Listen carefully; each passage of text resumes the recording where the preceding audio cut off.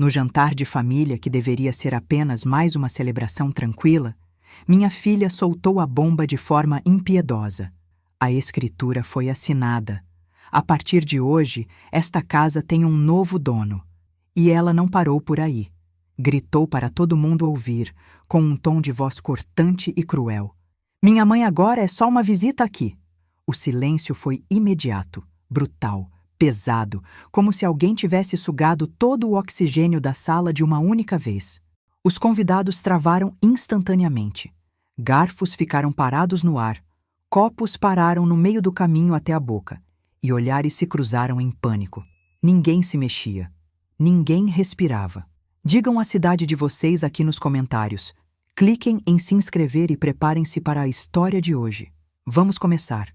Carla estava de pé, imponente ao lado da mesa, segurando um envelope branco bem alto, exibindo-o como se fosse um troféu de verdade conquistado numa guerra. Os olhos dela brilhavam com algo assustador, algo que eu nunca tinha visto nela antes. Era triunfo, era uma crueldade pura, uma frieza calculada de quem planejou cada segundo daquele momento. Minha própria filha, sangue do meu sangue, tinha acabado de me declarar uma visita, uma intrusa, na minha própria casa. 65 anos de vida passavam pela minha cabeça naquele instante. 40 deles foram dedicados a construir esse lugar com as minhas próprias mãos, com o meu suor, com cada centavo economizado dolorosamente depois de pagar as contas e alimentar as bocas que, agora, me encaravam em silêncio absoluto. E ela estava ali, dizendo que tudo era dela, na frente de todo mundo, com a mesa de jantar cheia, posta impecavelmente, pratos de porcelana branca, taças de cristal refletindo a luz do lustre, guardanapos dobrados com aquele cuidado e amor que só eu sabia ter. Tudo estava perfeito, do jeito que sempre foi na minha casa. Na minha casa, até esse exato e maldito momento. Os convidados olhavam para mim furtivamente, alguns com pena, outros com um desconforto visível. Vários desviaram o olhar para o chão, como se testemunhar a minha humilhação pública fosse vergonhoso demais até para eles. Mas ninguém abriu a boca. Ninguém me defendeu. Ninguém disse absolutamente nada. Kleber, meu filho, estava sentado ali, encolhido ao lado de Carla, com o olhar fixo e vidrado no prato, como se o purê de batata fosse a coisa mais fascinante do mundo de repente. Covarde, era isso que ele era, e a decepção amargava minha boca. Um covarde que não tinha coragem nem de me olhar nos olhos enquanto a irmã dele arrancava de mim tudo o que eu tinha construído. Carla colocou o envelope na mesa, bem na minha frente, com um baque seco, como se fosse a minha sentença final. Não é nada pessoal, mãe, disse ela com aquela voz que tentava parecer doce e compreensiva, mas que só conseguia destilar veneno. É só que, na sua idade, manter uma casa grande como essa é demais para a senhora. Eu achei que seria melhor para todo mundo se eu assumisse a responsabilidade. A senhora entende, né? Entende? Aquela palavra ecoou na minha cabeça com violência. Entender o quê? Que a minha própria filha tinha me roubado? Que ela tinha falsificado minha assinatura em documentos oficiais de cartório? Que ela tinha esperado friamente o momento mais público, mais cheio e mais humilhante possível para anunciar a sua vitória? Mas eu não disse nada. Ainda não. Mordi a língua, porque o que Carla não sabia, o que nenhum deles naquela mesa sequer imaginava, era que eu já sabia de tudo. Eu sabia há meses, desde aquela tarde fatídica em que encontrei papéis escondidos no fundo da gaveta da minha própria cômoda. Desde que vi, com meus próprios olhos, minha assinatura falsificada grosseiramente em documentos que eu nunca tinha tocado. Desde que a ouvi falando no celular pelos cantos, em voz baixa, achando que eu estava dormindo, velha e inútil, no meu quarto. Eu não disse nada na época. Eu engoli o choro, fiquei em silêncio, esperei. Eu observei cada movimento como uma águia. E enquanto eles acreditavam piamente que eu era uma velha ingênua, fácil de enganar e manipular, eu estava construindo, tijolo por tijolo, algo que eles nunca viram chegar. Eu me levantei devagar da minha cadeira, com uma calma que assustou até a mim mesma. Minhas mãos não estavam tremendo, estavam firmes. Meus olhos estavam secos, sem nenhuma lágrima. Dobrei meu guardanapo com um cuidado exagerado. Alinhei as pontas e deixei-o ao lado do meu prato intocado. Peguei minha bolsa no encosto da cadeira. Não disse uma palavra, nem um som. Eu apenas olhei para eles, para todos eles, um por um, encarando suas almas. Carla mantinha aquele sorriso triunfante e arrogante pintado no rosto. Kleber ainda encarava o prato, incapaz de levantar a cabeça. Os convidados pareciam estátuas de cera, congelados no desconforto daquele teatro macabro. Caminhei em direção à porta da frente com a cabeça erguida. Meus passos soavam firmes e ritmados no chão de taco de madeira. Aquele piso que eu mesma tinha escolhido na loja, que eu paguei com o dinheiro suado que ganhei fazendo faxina na casa de outras pessoas por anos a fio. Aquele piso que agora, de acordo com um pedaço de papel mentiroso e criminoso, não me pertencia mais. Ninguém me parou. Ninguém ousou dizer nada. O silêncio sepulcral me seguiu até a porta. Eu saí daquela sala abafada. Eu saí daquela casa que tinha sido meu santuário. E fechei a porta atrás de mim com suavidade. Mas, assim que agarrei minha bolsa com força e pisei na varanda, o sorriso dela desapareceu. Ouvi, através da madeira, o telefone tocar lá dentro. 1, 2 vezes. Depois, ouvi a voz de Carla. Não era mais tão segura, não era mais tão triunfante. Alô? Disse ela. E o tom mudou imediatamente, carregado de tensão. O quê? Não! Isso não pode ser! Tem que haver um engano! Parei do outro lado da porta, encostada na parede fria, não apenas para ouvir, mas para recuperar o fôlego, para sentir a brisa da noite no meu rosto quente e para me permitir um segundo, apenas um segundo, de fraqueza antes de continuar a guerra. Lá dentro, a voz de Carla aumentou de volume, histérica. Não era mais a voz da dona da casa. Agora soava nervosa, assustada, infantil. Por favor, me diga que isso não é real. Tem que haver uma explicação. Eu sorri levemente no escuro da varanda. Um sorriso pequeno, triste, mas satisfeito, que ninguém viu. Porque o que tinha acabado de acontecer era exatamente o que eu tinha planejado. Cada detalhe, cada segundo, incluindo aquela ligação devastadora, fazia parte do meu jogo. Caminhei até meu carro estacionado na entrada da garagem. Pisei na calçada que eu tinha pago para reformar, passei pelas rosas que eu podei e cuidei por anos como se fossem filhas. Andei pelo caminho de pedra que eu instalei com minhas economias de uma vida. Tudo aquilo era meu. Legalmente, moralmente, indiscutivelmente meu. E logo, muito logo, todos saberiam disso. Sentei no banco do motorista do meu carro e fechei a porta, isolando-me do mundo. Só então, na privacidade daquele espaço pequeno e seguro, permiti que minhas mãos tremessem. Só um pouco. Não de medo, mas de raiva contida, de dignidade pisoteada e também de outra coisa. Algo que eu não sentia há anos.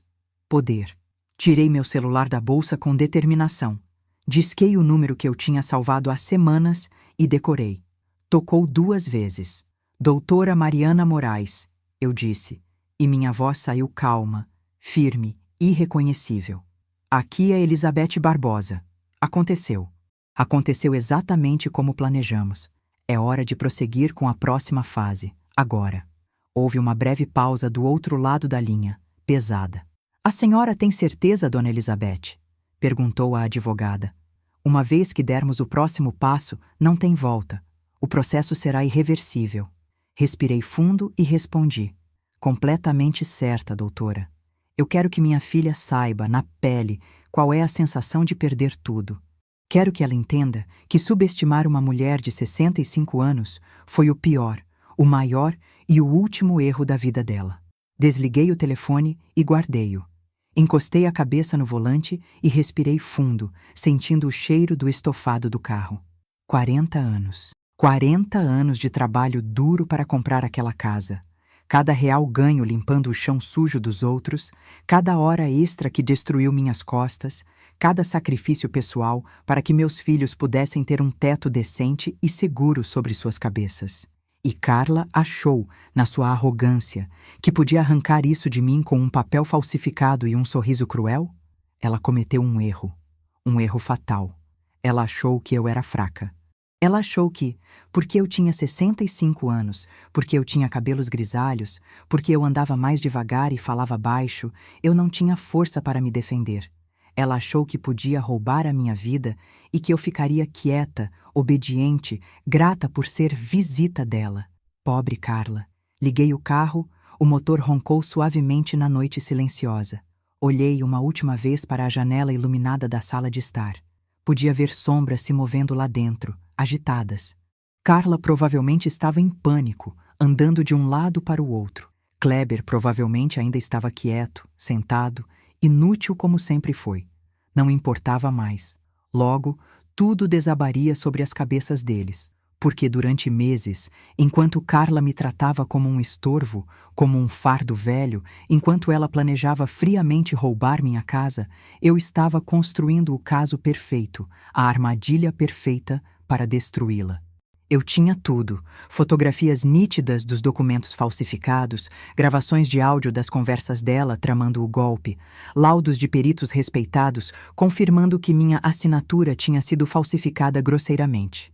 E tinha um detetive particular competente que rastreou cada mentira, cada passo em falso, cada movimento ilegal. Carla queria brincar de ser esperta? Perfeito. Mas ela não sabia com quem estava mexendo. Porque uma mãe traída não é apenas uma mulher triste. Ela é uma força da natureza, silenciosa e letal, que espera o momento exato para agir. E esse momento, minha querida filha, tinha acabado de começar. Dirigi pelas ruas vazias da cidade sem um destino real, apenas deixando o carro me levar para longe daquele veneno, enquanto as luzes dos postes e das vitrines passavam borradas e distorcidas pela janela do meu carro. Minhas mãos apertavam o volante com tanta força que os nós dos meus dedos estavam brancos, doendo, como se soltar aquele couro significasse desmoronar completamente e perder o controle de tudo. Mas eu não desmoronaria.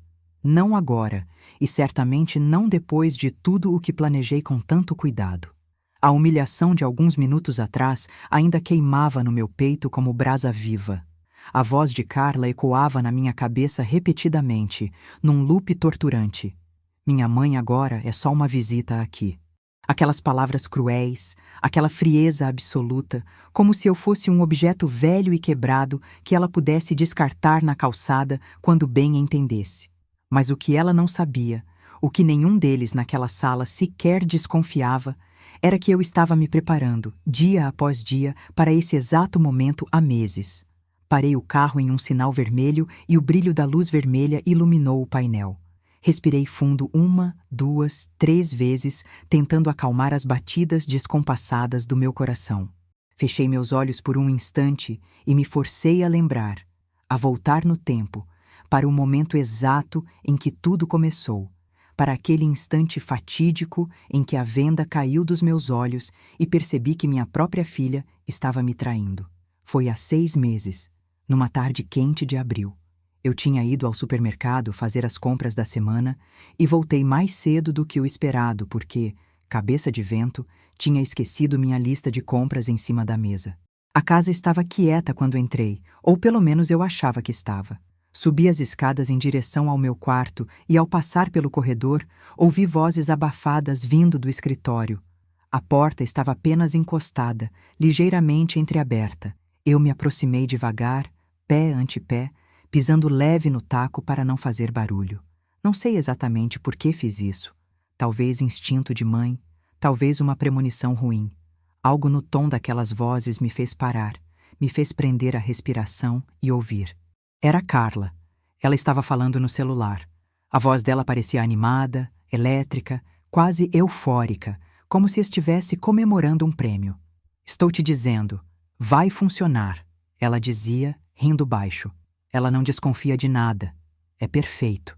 Ela está confiante demais, ingênua demais. A velha acha que está tudo sob controle. Senti algo congelar dentro de mim, um frio que começou no estômago e subiu para a garganta. Eu só preciso que você faça o que eu pedi, continuou Carla, num tom mais sério e conspiratório. Falsifique a assinatura nos documentos do cartório. Faça ficar limpo, bem feito. Ninguém vai verificar esses papéis até que seja tarde demais. Meu coração falhou uma batida. Parou por um segundo terrível. Falsificar minha assinatura? Do que ela estava falando? Assim que tivermos a escritura passada para o meu nome, ela não vai poder fazer nada, disse Carla, voltando a rir com escárnio. E se ela tentar brigar, se tentar fazer escândalo, vamos fazer ela parecer uma velha esclerosada que não sabe o que está dizendo. Ninguém vai acreditar nela. Na idade dela, é fácil convencer todo mundo de que ela não está no juízo perfeito. As palavras me atingiram como socos físicos no estômago. Cada uma delas doía mais que a outra. Velha esclerosada, sem juízo perfeito. Minha própria filha, a menina que eu carreguei no ventre, estava falando de mim como se eu fosse um lixo incômodo que ela precisava jogar fora para pegar o que queria. Recuei daquela porta silenciosamente, sentindo o mundo girar. Desci as escadas com um cuidado extremo, segurando no corrimão para não cair. Saí de casa sem fazer um único ruído. Caminhei até o jardim e sentei no banco de madeira. Aquele mesmo que meu falecido marido, André, tinha construído com as próprias mãos antes de morrer. Fiquei ali, olhando para o nada, e deixei a realidade afundar como uma âncora pesada. Minha filha estava me roubando. Minha própria carne e sangue. O bebê que eu amamentei com tanto amor. A criança que eu cuidei, virando noites em claro, quando teve febre alta. A menina que ensinei a ler, a escrever, a ser honesta e a ser uma boa pessoa. Aquela menina tinha morrido. O que existia agora era uma mulher gananciosa planejando me destruir. Eu chorei.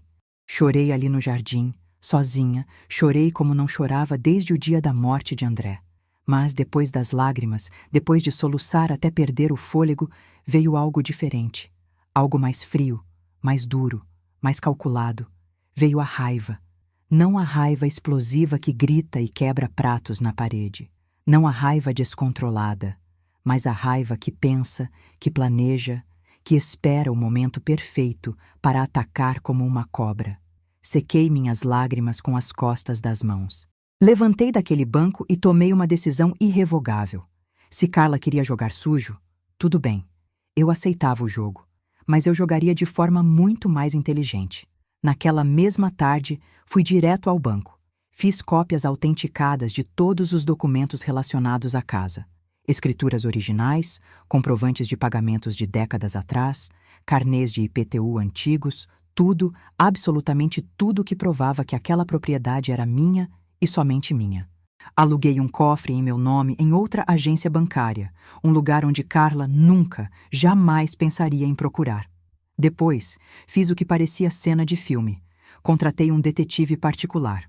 A consulta inicial me custou R$ 800. Dinheiro que tirei das minhas economias pessoais, com dor no coração.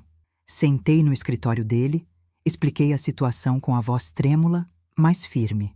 Dei a ele nomes, datas, horários, tudo o que eu sabia.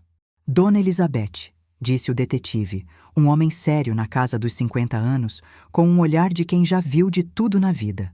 O que a senhora está me contando é um crime grave. Falsificação de documentos, estelionato, falsidade ideológica. Se conseguirmos provar isso, sua filha pode ir para a cadeia por um bom tempo. Olhei nos olhos dele e respondi sem hesitar. Eu quero que o senhor prove. Quero cada detalhe, cada passo que ela der, cada pessoa com quem ela se comunicar, cada café que ela tomar. Tudo. Ele concordou com a cabeça, anotando no bloco.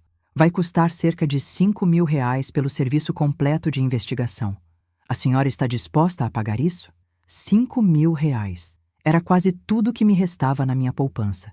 Dinheiro que eu tinha guardado centavo por centavo para emergências de saúde, para minha velhice, para garantir que eu nunca fosse um fardo para ninguém. Mas eu não pisquei. Estou disposta, eu disse, assinando o cheque. E assim começou a minha vida dupla. Pelos próximos meses, vivi atuando. Por fora, eu continuava sendo a Elizabeth Barbosa de sempre. A mãe gentil, a avó amorosa, a senhora idosa inofensiva que fazia bolo de fubá aos domingos e perguntava com um sorriso no rosto sobre a vida dos filhos. Mas por dentro, eu era outra pessoa. Eu era uma estrategista, uma atriz, uma caçadora paciente, esperando o momento exato para a armadilha disparar e prender sua presa. O detetive me trazia relatórios religiosamente, toda santa semana, como se fossem capítulos de uma novela de terror da qual eu era a protagonista involuntária. Ele me entregava envelopes pardos contendo fotografias granuladas de Carla encontrando um homem estranho em padarias de esquina e em cafés do centro da cidade. Imagens que mostravam os dois debruçados sobre papéis, rindo, conspirando. Ouvi gravações de áudio com a voz dela, límpida e cruel, planejando cada detalhe sórdido do golpe, discutindo datas, prazos e assinaturas. Vi cópias de documentos mostrando como eles tinham treinado falsificar minha assinatura em várias folhas de rascunho, uma repetição mecânica e fria do meu nome. Cada relatório que eu lia partia meu coração um pouco mais, abria uma nova rachadura na minha alma, mas, paradoxalmente, cada nova prova também me tornava mais forte, mais fria, mais decidida. Foi numa dessas semanas que descobri que Kleber estava envolvido até o pescoço. Kleber! Meu filho, meu bebê, aquele menino tímido e doce que costumava chorar agarrado na minha perna quando eu o deixava na porta da escola. Agora, aquele mesmo menino era cúmplice da irmã contra a própria mãe. Descobri que ele não tinha coragem nem inteligência para liderar o plano macabro, mas também não tinha um pingo de decência para impedi-lo.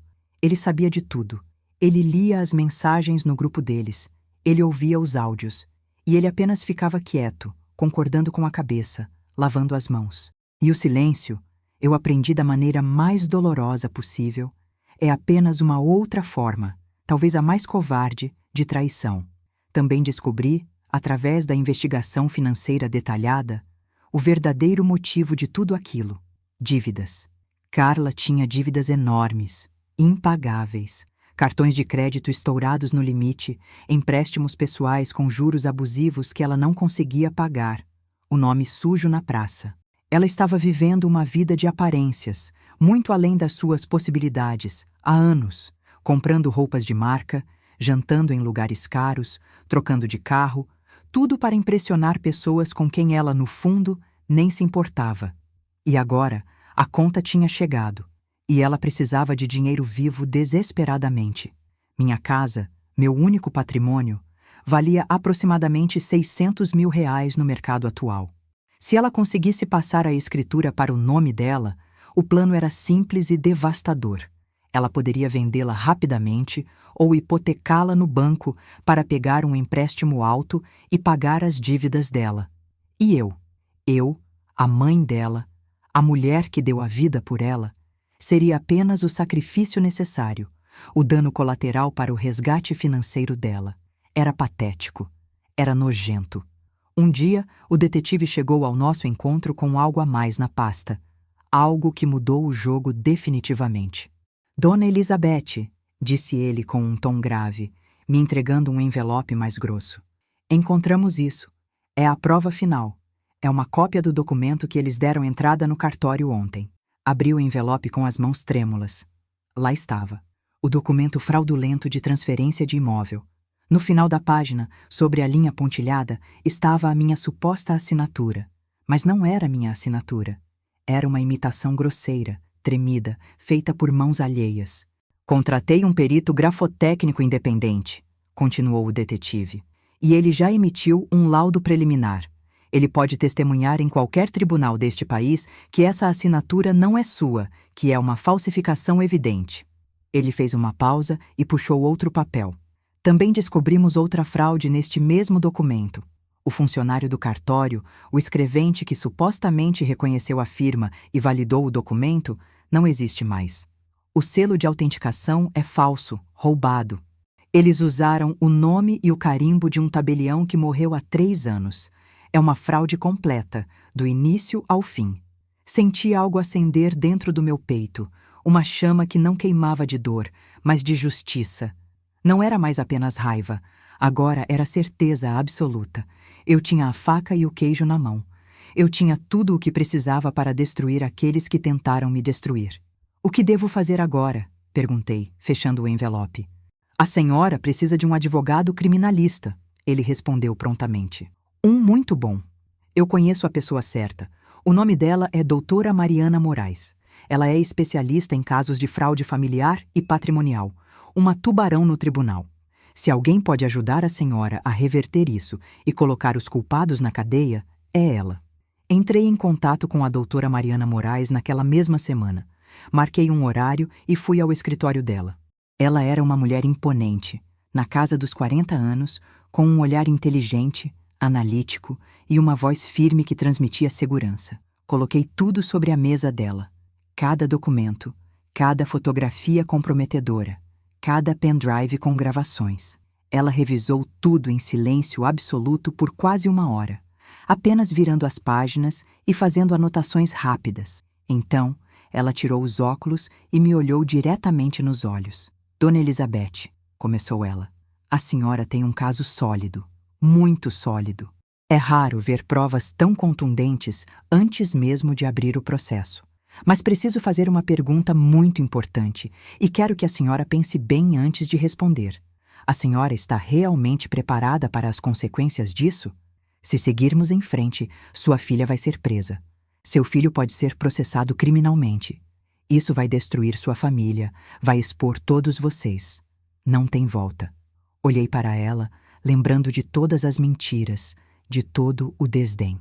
Eles destruíram minha família primeiro, doutora. Respondi sem hesitar, com a voz firme. Eu só quero justiça, custe o que custar. A doutora Moraes concordou com a cabeça, um leve sorriso de aprovação nos lábios. Então vamos conseguir isso para a senhora. Juntas, elaboramos um plano meticuloso. Não faríamos nada imediatamente. Esperaríamos Carla fazer o movimento final, o cheque-mate que ela achava que daria. Deixaríamos ela acreditar com toda a força que tinha ganhado, que o golpe tinha funcionado. E então, quando ela estivesse no auge da confiança, sentindo-se a rainha do mundo, nós puxaríamos o tapete. O elemento surpresa é crucial neste caso, explicou a advogada. Se ela desconfiar por um segundo que seja que a senhora sabe de alguma coisa, ela pode destruir provas, coagir testemunhas ou fugir com dinheiro. Precisamos que ela se sinta invencível, intocável. Então eu esperei. Eu atuei o papel da minha vida. Eu fingi demência, fingi cansaço. Continuei sendo a mãe gentil que servia café, a avó que perguntava sobre os netos, a senhora idosa que pedia ajuda para abrir potes de conserva na cozinha. Eu me tornei invisível, insignificante, exatamente o tipo de velha inútil que eles queriam que eu fosse. E enquanto isso, à noite, trancada na privacidade do meu quarto, eu revisava cada detalhe do plano com a doutora Moraes pelo telefone.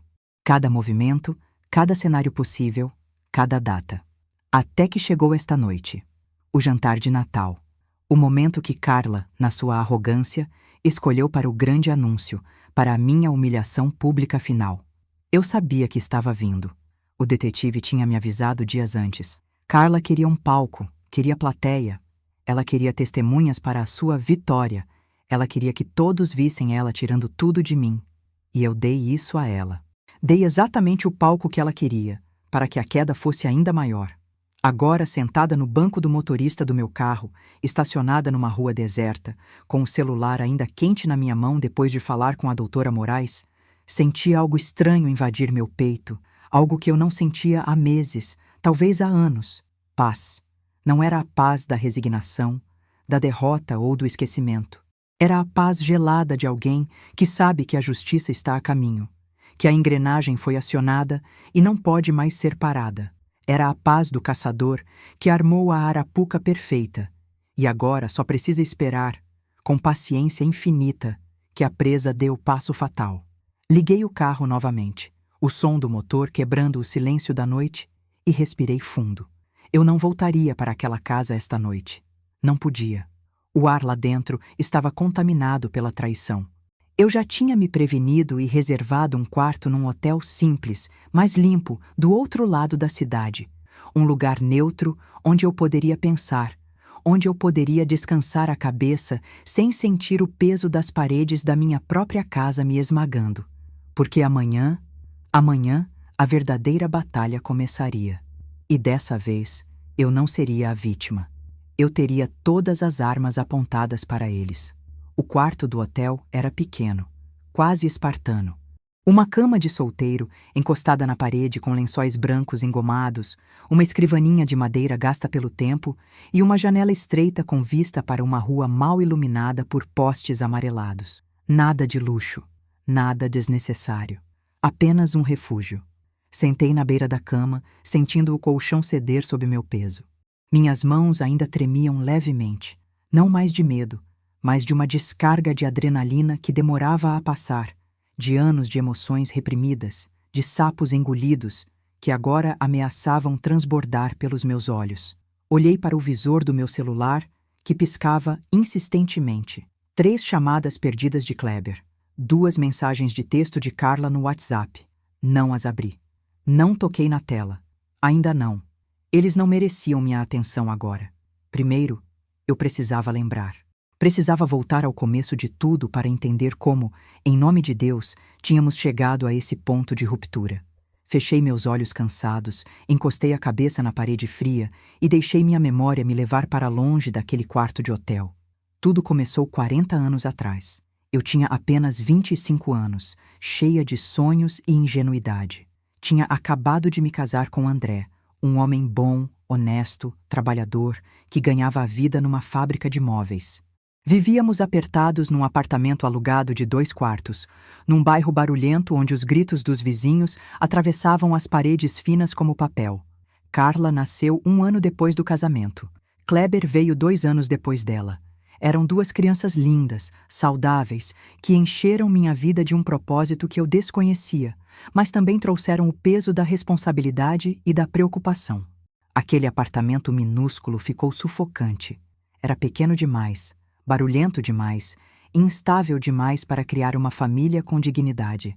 Lembro-me, como se fosse hoje, da noite decisiva em que André e eu sentamos na cozinha e decidimos que precisávamos da nossa própria casa. Estávamos cercados por boletos do mês espalhados na mesa bamba. Ele fumava um cigarro preocupado, com a testa franzida. Eu somava números num caderno velho, tentando fazer a conta fechar. Não podemos continuar vivendo assim, André, eu disse, com a voz embargada. As crianças estão crescendo. Elas precisam de espaço, de um quintal, de um lugar onde possam correr e brincar sem incomodar o vizinho de baixo. André suspirou fundo, soltando a fumaça e apagou o cigarro no cinzeiro com força. Uma casa custa dinheiro que a gente não tem, Elizabeth. Mal conseguimos pagar o aluguel e a feira do mês. Eu olhei nos olhos dele e respondi com uma determinação que nasceu ali, naquele instante. Então vamos conseguir mais dinheiro. Eu vou arranjar outro emprego. 2 empregos, se for preciso. Mas nós vamos ter a nossa casa. E foi exatamente o que eu fiz. Pelos próximos 15 anos, eu trabalhei como uma condenada, sem parar, sem feriado, sem descanso. De manhã, eu saía cedo para fazer faxina pesada em casarões de bairros ricos, onde as patroas me tratavam como se eu fosse invisível, parte da mobília. À tarde, pegava roupa para passar para fora, queimando as mãos no ferro quente. Nos fins de semana, enquanto todos descansavam, eu fazia centenas de salgadinhos e bolos para vender na vizinhança. Cada real que eu ganhava, cada moedinha suada, depois de pagar o aluguel, a comida e as roupas das crianças, eu guardava religiosamente numa velha lata de biscoitos que escondia no fundo falso do armário da cozinha. 5 reais aqui, 10 reais ali. Às vezes apenas moedas de troco. Mas o tempo é um aliado poderoso. Com paciência, aquelas moedas viraram notas, e as notas viraram maços. André também se matava de trabalhar, fazendo horas extras intermináveis na fábrica, chegando em casa com as mãos calejadas, cheias de feridas, e o rosto cinza de cansaço. Mas ele nunca reclamou. Nunca disse que queria desistir, porque nós 2 compartilhávamos o mesmo sonho sagrado, uma casa, um lugar que fosse nosso, onde ninguém pudesse nos despejar. Carla e Kleber cresceram sem saber, sem nunca desconfiar dos sacrifícios brutais que estávamos fazendo nos bastidores. Eles cresceram com roupas limpas e cheirosas, com comida quente na mesa todo dia, com material escolar novo no início do ano, com presentes embrulhados no Natal. Nunca lhes faltou o essencial. Eles nunca souberam, nunca imaginaram que muitas noites eu pulei o jantar, dizendo que estava sem fome, apenas para que sobrasse mais carne para os pratos deles. Quando Carla completou 10 anos, a semente da ingratidão começou a brotar. Ela começou a fazer comentários venenosos, pequenas comparações que pareciam inocentes, mas que feriam. Minha amiga Sandra tem uma casa enorme, mãe, dizia ela, com os olhos brilhando de inveja. Ela tem o próprio quarto, com banheiro só para ela.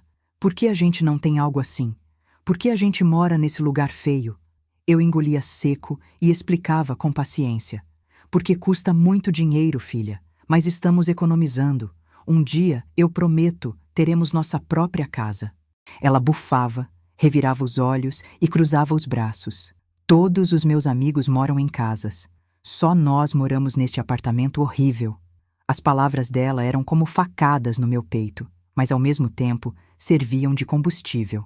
Elas me lembravam porque eu acordava às 4 da manhã, porque eu esfregava o chão dos outros até minhas costas travarem. Era para que, um dia, meus filhos não sentissem vergonha do lugar onde moravam. Kleber era diferente. Mais quieto, mais observador, mais obediente. Ele nunca reclamava do aperto. Nunca pedia coisas caras que sabia que não podíamos dar. Mas também nunca perguntava sobre o nosso esforço. Nunca agradecia. Ele apenas vivia no mundo dele, passivo, alheio a tudo, aceitando o que recebia sem questionar. Os anos se arrastaram. A lata no armário encheu, esvaziamos na poupança, encheu de novo. O saldo no banco cresceu devagar, gota a gota, mas cresceu. Quando Carla fez 15 anos, a transformação piorou. Ela se tornou exigente, materialista, fútil. Queria roupas de grife, tênis importados, celulares de última geração, coisas que via as amigas ricas usando.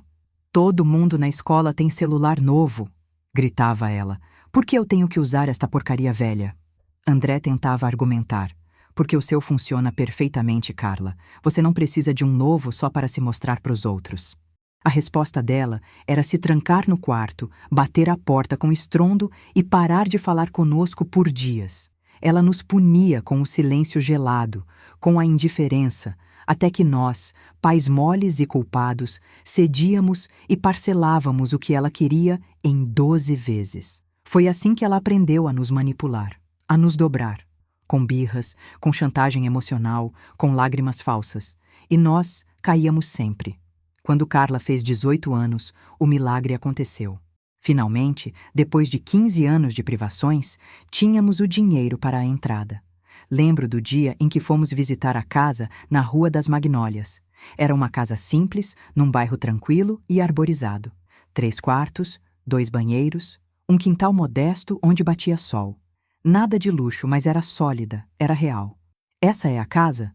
Perguntou Carla, torcendo o nariz com desprezo, sem nem descer do carro direito. É tão pequena. Senti uma pontada de dor, mas respondi firme. É nossa, Carla. E é tudo o que conseguimos com o nosso suor. Ela suspirou dramaticamente, como se estivesse sofrendo uma grande injustiça. Eu esperava algo melhor, sinceramente. Mas compramos a casa assim mesmo. Demos a entrada gorda que levamos uma vida para juntar e financiamos o restante pela Caixa Econômica em prestações a perder de vista. No dia da mudança, eu chorei. Chorei de felicidade, beijei as paredes, agradeci a Deus. Finalmente tínhamos um lar, um castelo que ninguém podia tirar de nós. Ou assim eu pensava, na minha doce ignorância. Os primeiros anos vivendo na casa da Rua das Magnólias foram os mais felizes da minha vida, um tempo dourado que agora parece pertencer a outra existência. André e eu continuávamos trabalhando duro, ombro a ombro, para pagar as prestações do financiamento que pareciam infinitas. Mas fazíamos isso com alegria, porque cada centavo ia para algo que era nosso. Plantamos flores no jardim da frente. Eu escolhi rosas brancas e magnólias, claro, para honrar o nome da rua, e André construiu uma varanda onde tomávamos café nos fins de tarde de domingo. Pintamos as paredes de creme, trocamos o piso da cozinha, enchemos cada canto daquela casa modesta com nosso amor, com nossa história, com nosso cheiro. Carla terminou o ensino médio e foi fazer faculdade, sempre reclamando da distância, sempre pedindo dinheiro, mas seguiu o rumo dela. Kleber continuou quieto, distante, uma sombra que entrava e saía, mas parecia contente o suficiente no mundo dele. A casa vivia cheia de vida, de barulho, de memórias sendo construídas tijolo a tijolo. Carla trazia amigos da faculdade de vez em quando, e eu sempre notava como ela pedia desculpas sussurradas a eles por quão pequena e simples a casa era. Ela sempre fazia comentários depreciativos, rindo nervosamente, dizendo que os amigos viviam em mansões, mas que ela tinha que se contentar com aquilo. Eu fingia que não ouvia, engolia a mágoa junto com o café, porque ela era minha filha e eu a amava acima de qualquer defeito. Mas então, há 5 anos, o mundo parou bruscamente, como um trem descarrilando. André morreu. Foi um infarto fulminante, traiçoeiro, sem aviso prévio, numa terça-feira comum. De manhã ele estava lá, rindo na cozinha, com a boca suja de migalhas de pão. À noite, ele estava frio num caixão.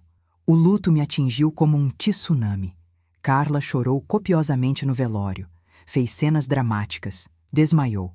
Kleber chorou quieto num canto, mas as lágrimas dele secaram rápido, rápido até demais. Eles voltaram para as vidas deles em questão de semanas, ocupados com seus próprios problemas.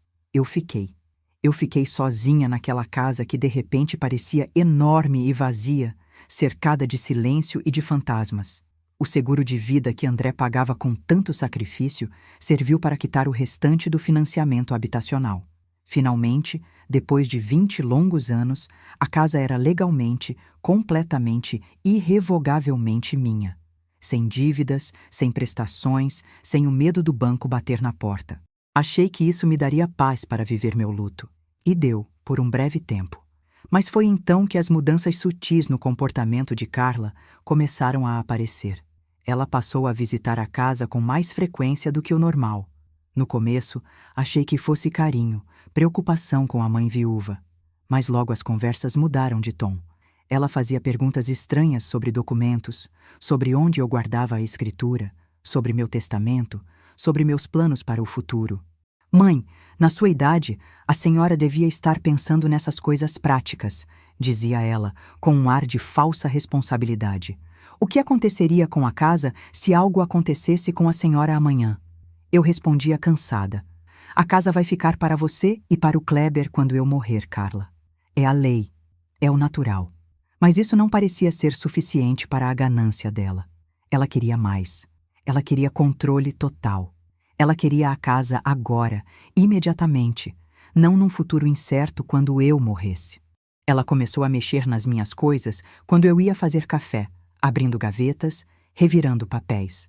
Começou a fazer comentários insidiosos sobre como devia ser difícil e perigoso para mim manter a casa sozinha. Talvez a senhora devesse pensar em vender, mãe, ela sugeria, como quem não quer nada. Podia ir para um apartamento menor, uma kitnet, algo mais fácil de limpar, mais seguro. Eu respondia com firmeza, batendo o pé. Não vou vender minha casa, Carla. Essa casa é tudo o que me resta do seu pai. É a minha vida. Ela sorria, mas era um sorriso frio, condescendente, que não chegava aos olhos. Só pensa nisso, mãe. É para o seu próprio bem, para o nosso bem. Aquelas palavras, para o seu próprio bem, começaram a soar como uma ameaça velada. Os comentários se tornaram diários, agressivos. Carla começou a trazer panfletos coloridos de casas de repouso, de asilos de luxo, de apartamentos minúsculos onde pessoas como eu podiam viver com menos responsabilidades e mais cuidados. Ela me mostrava fotos no celular. Olha esse lugar, mãe. Eles têm cuidadores 24 horas por dia. Tem bingo, tem enfermeira. A senhora não teria que se preocupar com nada, nem com louça. Eu gritava. Eu não preciso de cuidadores. Eu não sou inválida. Estou perfeitamente bem. Mas ela insistia, repetidas vezes, tentando me vencer pelo cansaço, tentando me fazer acreditar que eu estava ficando senil, incapaz, até que parei de ouvi-la. Até que as visitas dela se tornaram um tormento que eu temia. E então, naquela tarde fatídica, encontrei os papéis, ouvi a conversa, descobri a fraude, e tudo fez sentido. Não era amor, não era preocupação de filha, era ganância. Ganância pura, simples e nojenta. Abri meus olhos no quarto de hotel, voltando bruscamente para o presente. O quarto ainda era o mesmo, pequeno, silencioso, seguro. A luz cinza da manhã começava a filtrar pela cortina fina. Olhei para o celular de novo. 4 chamadas perdidas de Kleber agora. 3 mensagens de Carla desesperadas. Abri as mensagens para ler, apenas por curiosidade mórbida. A primeira dizia: "Mãe, precisamos conversar. Por favor, atenda." A segunda: "Não sei por que a senhora saiu daquele jeito, parecendo louca. Isso é tudo para o seu próprio bem. A senhora não entende." A terceira, mais agressiva: "Me liga agora mesmo, ou vou chamar a polícia." Deletei as mensagens sem responder, sentindo um prazer frio. Eu não tinha mais nada a dizer para eles. As palavras tinham acabado. Agora só restavam ações. E o dia das ações tinha chegado.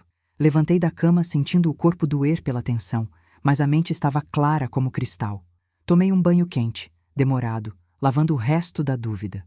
Vesti roupas simples, mas dignas, uma calça preta de tecido, uma blusa cinza bem passada. Nada chamativo, nada que atraísse atenção, mas que mostrasse seriedade. Prendi meu cabelo grisalho num coque firme. Olhei para mim mesma no espelho do banheiro do hotel. A mulher que olhava de volta não era a mesma viúva triste e acuada de meses atrás. Havia algo diferente nos olhos dela. Um brilho de aço, uma dureza necessária. Peguei minha bolsa com os documentos e saí do hotel. O ar da manhã estava fresco, quase frio. As ruas da cidade estavam acordando, com trabalhadores caminhando apressados para os pontos de ônibus. Peguei meu carro e dirigi até uma padaria tradicional no centro, o local neutro que tínhamos combinado. Pedi um café preto forte e sentei numa mesa discreta perto da janela, observando o movimento.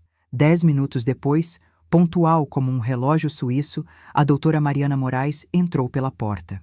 Ela era uma presença que comandava respeito. Cabelo escuro preso num rabo de cavalo impecável, terninho azul marinho sob medida, pasta de couro executiva na mão. Ela sentou na minha frente sem sorrisos desnecessários, indo direto ao ponto. "Bom dia, Dona Elizabeth", disse ela, abrindo a pasta. "Como a senhora está se sentindo hoje?" "Pronta", respondi, sem tremer. "Pronta para fazer o que for necessário para acabar com isso." Ela concordou com a cabeça e tirou um maço de papéis da maleta, colocando-os sobre a mesa entre nós. "Ontem à noite, logo depois da sua ligação, ativamos o protocolo. Entrei em contato com Maria Sanches, a oficial do cartório de registros, que já estava nos ajudando a investigar as irregularidades. Ela revisou o arquivo da sua casa durante a madrugada para garantir que nada tinha mudado." A advogada apontou para os papéis. "O que ela encontrou é conclusivo e devastador. O documento que sua filha registrou é, sem sombra de dúvida, completamente fraudulento.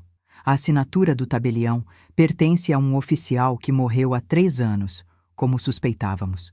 O selo de autenticidade é falso, uma cópia barata. E sua assinatura, Dona Elizabeth. O laudo pericial final está aqui. Foi grosseiramente falsificada."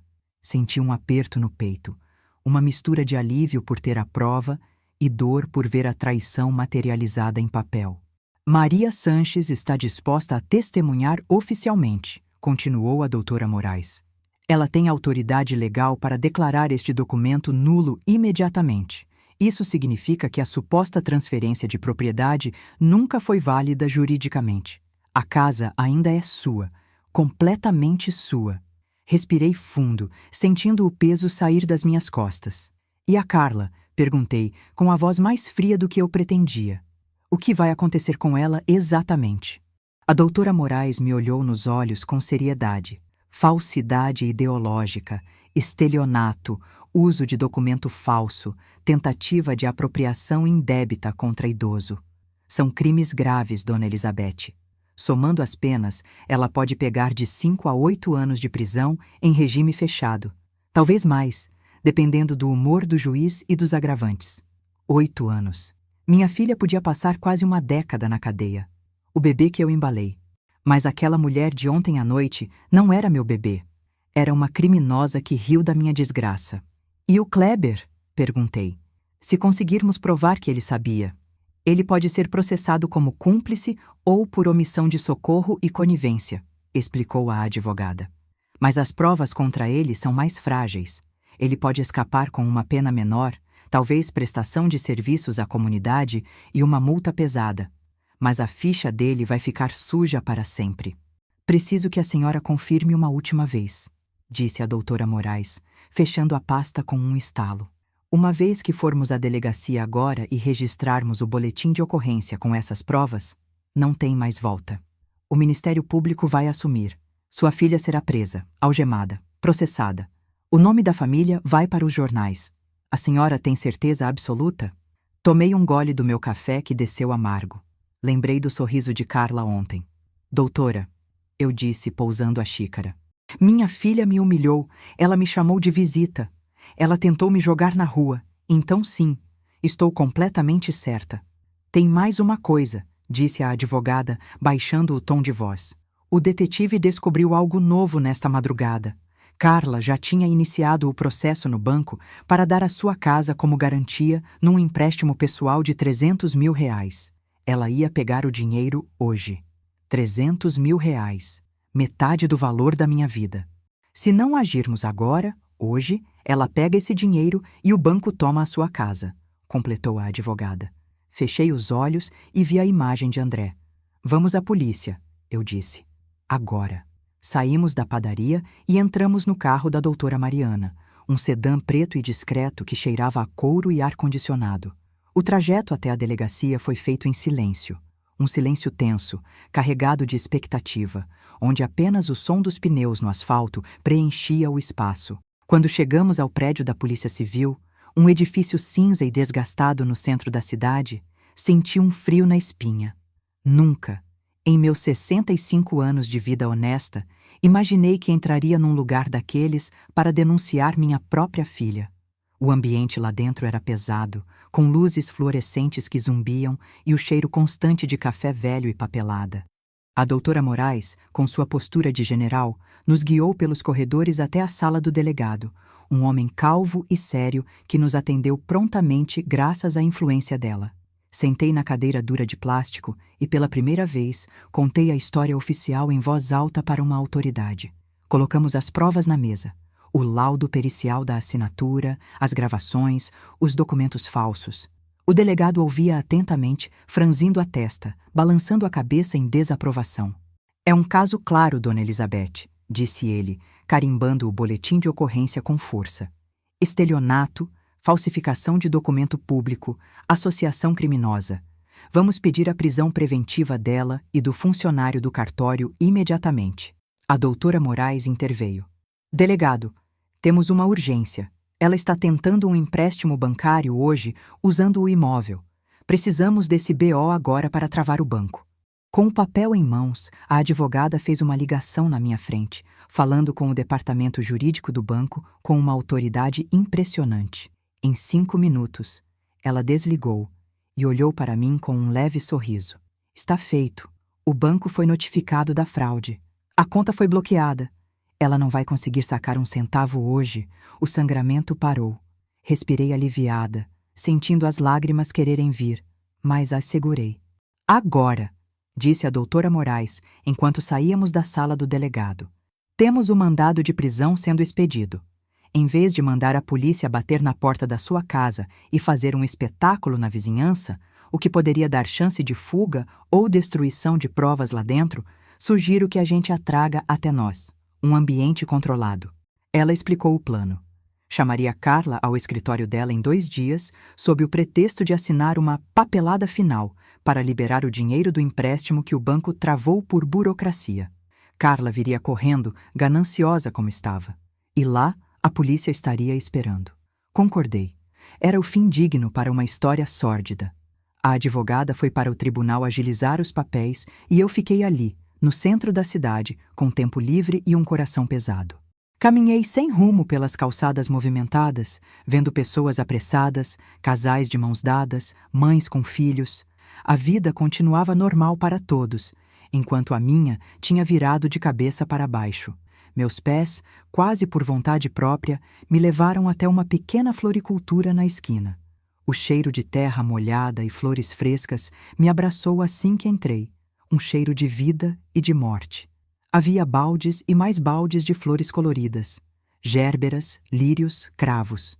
Mas meus olhos foram direto para um balde de rosas brancas no fundo. Rosas brancas, as favoritas de André. Posso ajudar a senhora? Perguntou uma moça jovem com um avental verde. Quero um buquê dessas rosas brancas. Pedi, com a voz embargada. As mais bonitas que você tiver. Capriche, por favor. Ela escolheu as flores com cuidado, tirando os espinhos, e as embrulhou num papel pardo simples. Paguei R$ 40 e saí com as flores nos braços, protegendo-as do vento. Entrei no meu carro e dirigi devagar até o cemitério municipal, localizado numa colina afastada. Eu não ia lá há meses. A vergonha e a luta pela sobrevivência tinham me mantido longe. O portão de ferro rangeu quando entrei. O cemitério estava quieto, banhado pelo sol da tarde, com apenas o canto dos pássaros quebrando o silêncio. Caminhei pelas alamedas conhecidas, desviando de raízes de árvores antigas, até chegar ao túmulo de André. Era uma lápide simples de granito cinza, que eu mantinha limpa com tanto esforço, com o nome dele e as datas gravadas em dourado. Ajoelhei na grama, ignorando a dor nos joelhos, e coloquei as rosas brancas sobre a pedra fria. Passei a mão sobre o nome dele, sentindo a textura das letras. Oi, meu velho, sussurrei, e a primeira lágrima caiu, quente, na minha mão. Desculpe não ter vindo antes. Aconteceu tanta coisa, André. Coisas que a gente nunca, nem nos nossos piores pesadelos imaginou. O vento agitou as folhas de um ipê próximo, como se ele estivesse me ouvindo. A Carla. A nossa Carla nos traiu, André. Ela tentou roubar a casa. A nossa casa. Aquela que a gente construiu tijolo por tijolo, com tanto suor, com tanto amor. Ela queria me jogar na rua. Solucei alto, deixando a dor vazar. Mas eu não deixei, meu amor. Eu fui forte, como você sempre disse que eu era. Eu lutei, mas dói tanto. Sinto tanta a sua falta. Queria que você estivesse aqui para segurar minha mão, para me dizer que estou fazendo a coisa certa. Porque às vezes, André, no meio da noite, eu não sei se isso é justiça ou se é vingança. E tenho medo de não saber a diferença. Fiquei ali sentada na grama por muito tempo, conversando com a pedra, contando tudo, desabafando a mágoa que estava me envenenando. Falei sobre o Kleber e sua covardia, falei sobre o plano, falei sobre a prisão que viria. Quando finalmente levantei, limpando a terra da calça, senti algo diferente no peito. Não era alegria, longe disso, mas era clareza. André tinha sido um homem bom, mas era um homem justo, que detestava mentira e roubo acima de tudo. Ele estaria ao meu lado. Ele ia querer que eu defendesse o nosso legado. Voltei para o carro com a alma um pouco mais leve. O dia estava acabando. Eu tinha 2 dias de espera pela frente. 2 dias de silêncio antes da tempestade final. Voltei para o quarto do hotel. Aquele refúgio temporário e impessoal. Sentei na cama e peguei o celular. Desta vez, tive coragem. Abri as mensagens de Carla. Eram dezenas agora. O tom tinha mudado do desespero para a raiva pura. Mãe, o banco bloqueou tudo. O que está acontecendo? Você mexeu em alguma coisa? Me responde, sua velha louca. Se você estragou meu empréstimo, você vai pagar caro. Li cada palavra ofensiva com uma calma gélida, sentindo o último vestígio de culpa materna evaporar. Aquela não era minha filha. Era um monstro criado pela ganância. Digitei uma única resposta, curta e direta. Vamos nos ver em breve, Carla. Muito em breve. Tenho uma surpresa para você.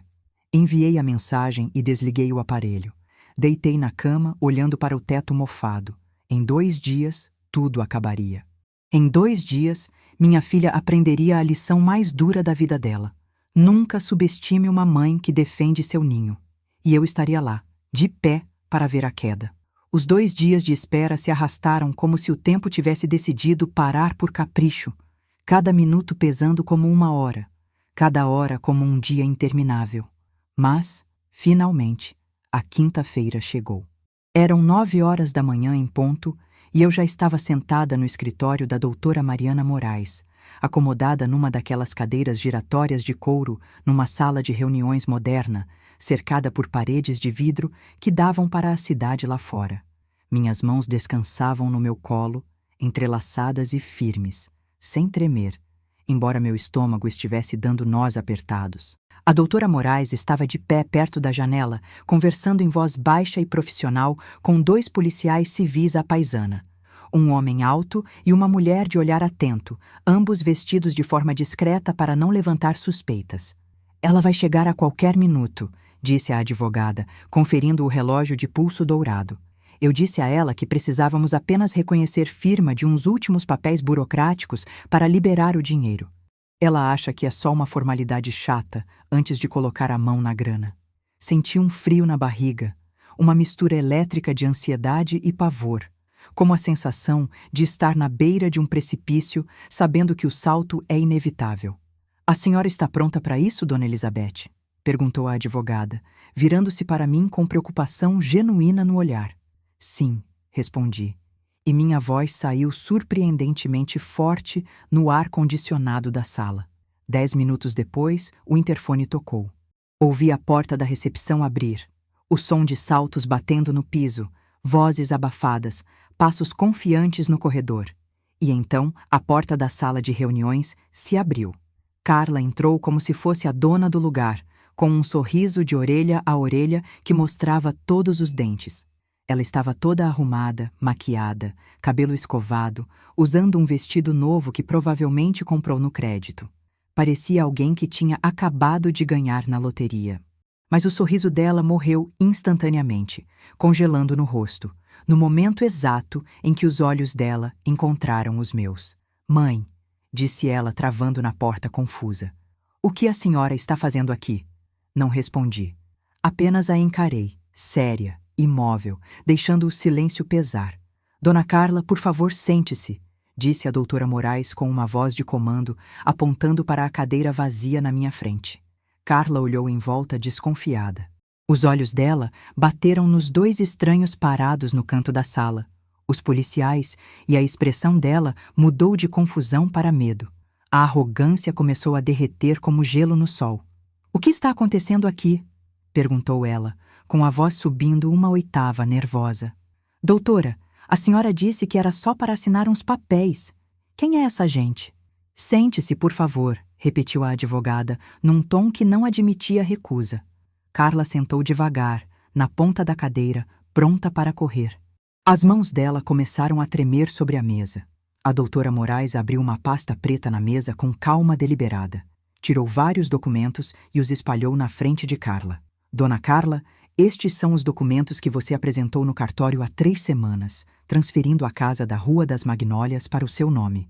Carla olhou para os papéis, engoliu em seco e tentou manter a pose. Sim, são eles. A escritura? Qual é o problema? O problema, continuou a advogada, implacável, é que esses documentos são falsos. O selo do cartório é falsificado. O tabelião que supostamente assinou já faleceu há anos, e a assinatura da sua mãe foi forjada grosseiramente. A cor sumiu do rosto de Carla num segundo. Ela ficou branca como uma folha de papel. Isso não é verdade, gaguejou ela, suando frio. Minha mãe assinou, ela concordou, foi tudo combinado entre nós. Eu nunca assinei nada. Eu disse, cortando o ar com minha voz. E você sabe disso muito bem, Carla. Ela olhou para mim, e por um segundo vi o pânico puro, animal nos olhos dela. Mãe, por favor, começou ela, mudando a tática para a súplica. Deve ter algum engano. Eu só estava tentando ajudar. A senhora disse que estava difícil cuidar da casa sozinha, lembra? Eu nunca disse isso, respondi calmamente, sem desviar o olhar. O que você disse, Carla, no telefone, foi que eu estava velha, que eu estava caduca, que ninguém ia acreditar em mim se eu reclamasse. Os olhos dela se arregalaram em choque. Ela percebeu. Naquele instante, ela percebeu que eu sabia de tudo. A senhora sabia, sussurrou ela. Por 6 meses, respondi. Desde o dia em que ouvi você planejando tudo no telefone, rindo de mim. Desde que encontrei os papéis falsos escondidos na minha casa.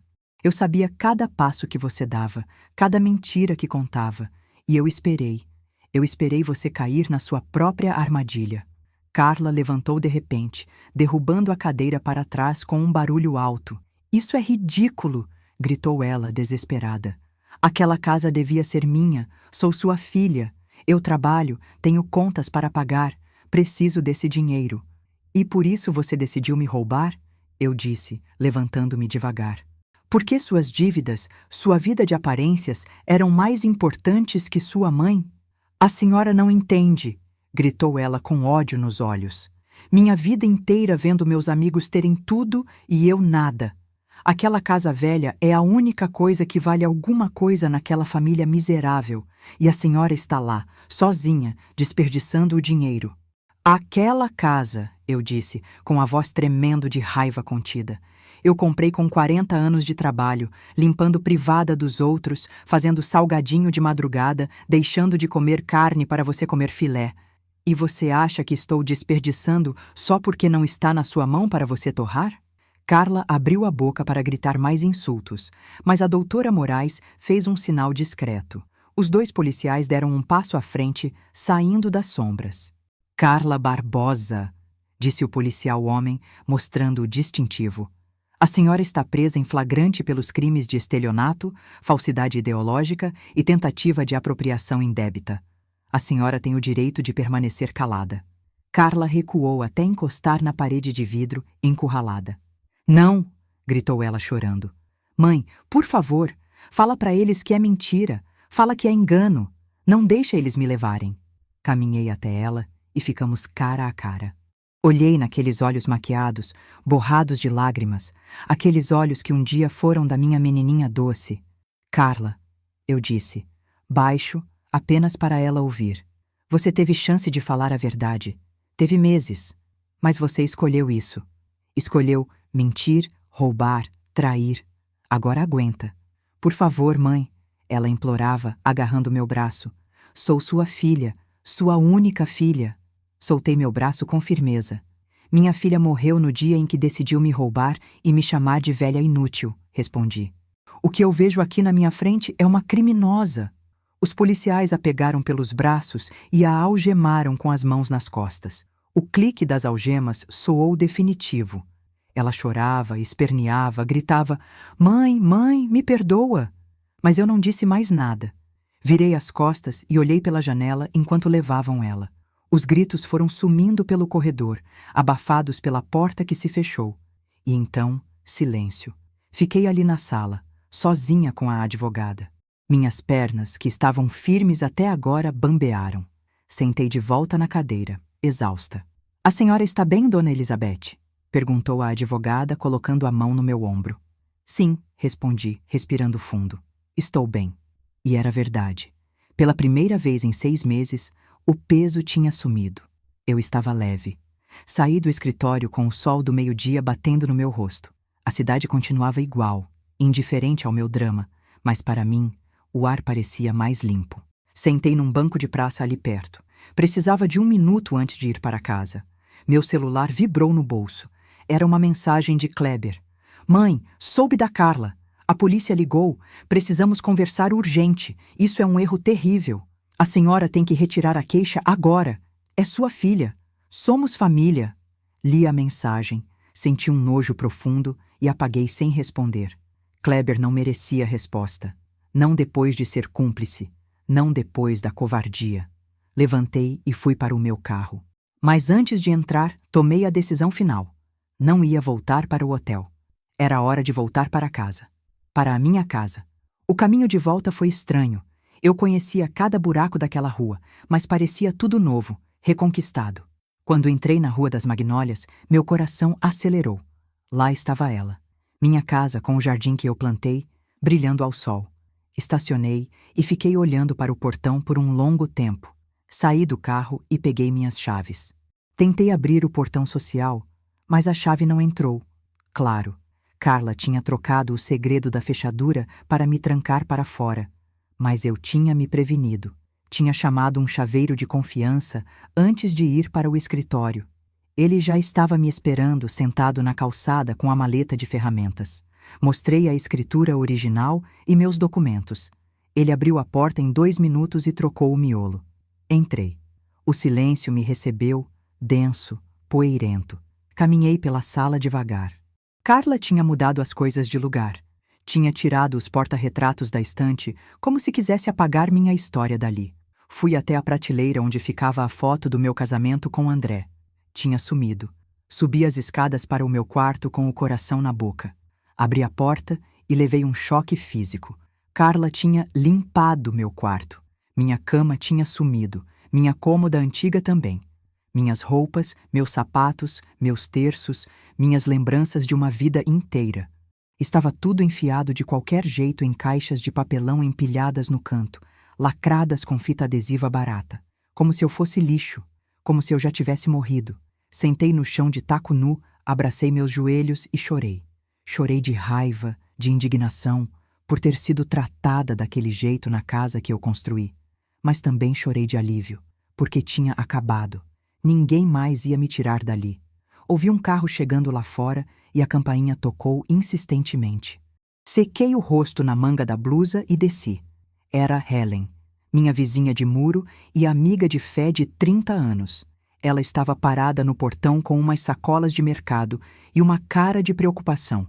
"Betty, minha querida", gritou ela. "Fiquei sabendo da confusão, vi a polícia, vi seu carro, vim assim que pude. Você está bem?" Abri o portão e abracei ela forte, sentindo o calor humano que me faltava. "Estou bem, Helen. Agora estou bem." Ela entrou, marchando para a cozinha como se a casa fosse dela. Foi tirando as coisas da sacola. Pão fresco, pó de café, leite, um bolo. Trouxe umas coisinhas. Imaginei que a geladeira estivesse vazia com essa loucura toda. "Obrigada, amiga. Você não existe." Agradeci, sentindo o cheiro de café passando. Sentamos na mesa da cozinha, a mesma mesa onde criei meus filhos, a mesma mesa onde fui humilhada no jantar. "Me conta tudo, Betty. O bairro todo está comentando, mas quero ouvir da sua boca." Contei tudo a ela, sem pular detalhes. Helen ouviu tudo segurando minha mão, balançando a cabeça. "Você fez o certo, Betty. Dói. Eu sei que dói. É sangue do seu sangue. Mas ela te traiu feio. Não dava para deixar passar. Isso não é erro, é ruindade." Helen tinha razão. Ficamos conversando até escurecer. Quando ela foi embora, subi para o quarto, abri as caixas com um estilete, achei minha foto com André, limpei o vidro com a barra da blusa e a coloquei de volta na sala, no lugar de honra. "Acabou, meu velho", falei para a foto no silêncio da noite. "A casa é nossa de novo." Dormi no sofá da sala mesmo, exausta demais para arrumar o quarto. Acordei com o sol na cara na manhã de sexta-feira. O telefone tocou cedo. Era a doutora Moraes. "Bom dia, dona Elizabeth. Tenho novidades. O juiz negou a fiança de Carla na audiência de custódia hoje cedo. Ela vai continuar presa preventivamente. O risco de fuga, a coação de idoso e a gravidade da fraude pesaram muito." Respirei fundo, sentindo o ar entrar nos pulmões. "E tem mais", continuou ela. "O Newton Cardoso, o cúmplice do cartório, abriu o bico. Confessou tudo para tentar reduzir a pena. Disse que Carla pagou 10 mil reais para ele falsificar tudo. E o Kleber, ele foi intimado. Foi na delegacia. Tentou dizer que não sabia de nada, mas confrontaram ele com as mensagens do celular apreendido da Carla. Ele admitiu que sabia. Vai responder em liberdade, mas vai ser processado. Kleber, tentando tirar o dele da reta até o fim, covarde como sempre. Descobrimos também", finalizou a advogada, "que Carla já tinha tentado dar esse mesmo golpe na avó paterna anos atrás, mas a família abafou. O promotor vai usar isso como antecedentes. Estamos falando de uma condenação provável de 8 anos de cadeia." 8 anos. Uma vida inteira. Desliguei o telefone e fiquei olhando o jardim pela janela. A campainha tocou de novo. Era Ellen, pronta para me ajudar a arrumar a bagunça do quarto e trazer meus móveis de volta. Passamos o dia trabalhando, suando, colocando a casa em ordem, exorcizando os fantasmas. 3 semanas depois, o processo andou rápido.